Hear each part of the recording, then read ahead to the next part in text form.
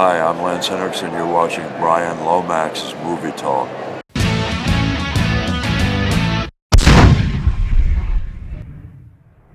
Hello there and welcome to Brian Lomax Movie Talk. Today I'm going to be reviewing Crouching Tiger, Hidden Dragon, The Sword of Destiny.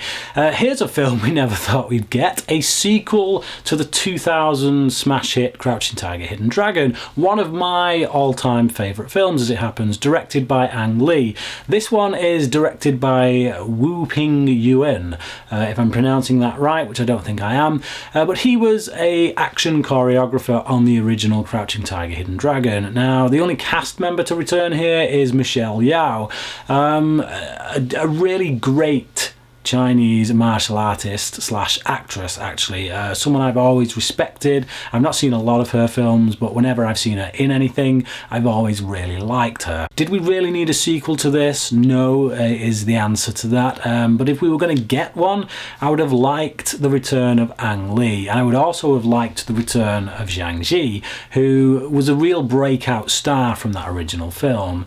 Now, a lot of the names in this film I don't recognise. I've not seen them before, except for Donnie Yen. Donnie Yen brings his typical kind of gravitas to this role, but overall the film just tries to inject really a different tone to the original film, and that's simply down to the direction. It's also down to a few of the creative choices, such as the decision to use English language, something that I feel is a mistake, because often when you translate a lot of the kind of the mysticism and the culture of this world into the English language, the dialogue comes off as rather hokey. It's much more improved, I think, when you're reading it in a subtitle and when it's been spoken in the native tongue, the Mandarin.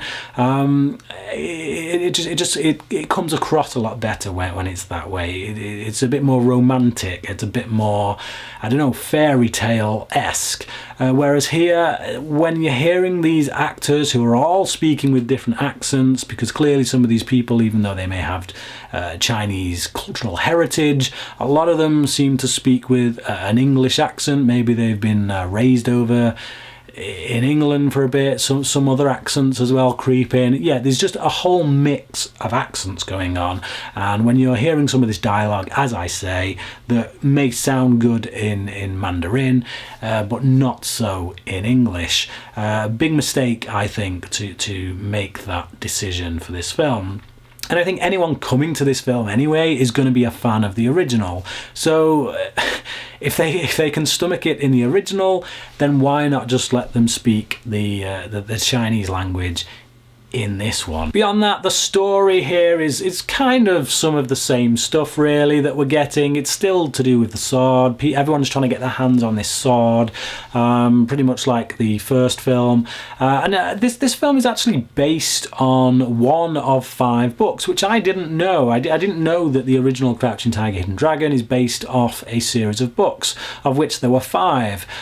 So yeah, maybe it makes sense to do a sequel, but maybe it should have been done a bit sooner. The action in this film is quite good, to be honest. I don't think it's shot in a style that is quite up to the level of what Ang Lee gave us, but it's still pretty good as far as the wushu kind of genre of filmmaking goes.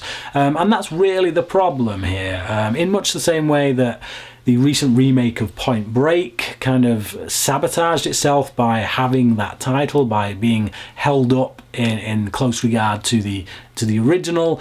This kind of does the same. Now, if this was just another of the slew of wushu style films, this would probably be getting a higher mark, but because it is trying to call itself a Crouching Tiger, Hidden Dragon sequel, a direct sequel, then you have to measure it by the standard of the original, and when you do that, it simply just doesn't measure up. In that regard, I would give this film a 5 out of 10.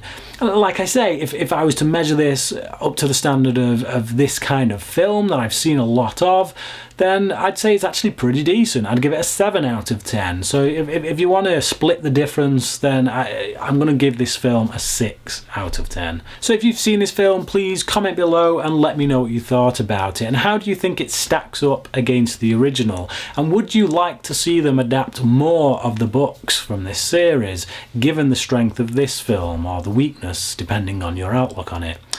Comment below, let me know, and until next time, thanks for watching.